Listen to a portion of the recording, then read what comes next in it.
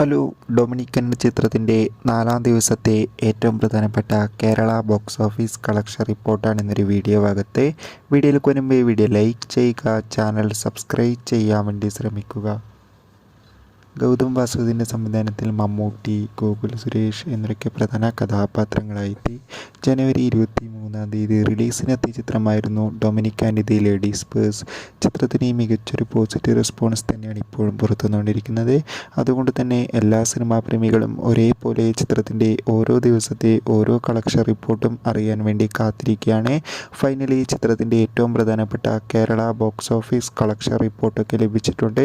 ചിത്രത്തിന് ഇന്ന് 4-ാം ദിവസമായ ഞായറാഴ്ച മികച്ചൊരു ബുക്കിംഗ് ആണ് കേരളത്തിൽ നടക്കുന്നത്. അതുകൊണ്ട് തന്നെ ഇന്ന് മാത്രം ചിത്രത്തിന് ഏകദേശം 1.5 കോടിക്കടുത്ത് വരെ കളക്ഷൻ നേടിയെടുക്കാൻ വേണ്ടി സാധിക്കുമെന്നാണ് ട്രാക്കിംഗ് റിപ്പോർട്ടുകൾ സൂചിപ്പിക്കുന്നത്.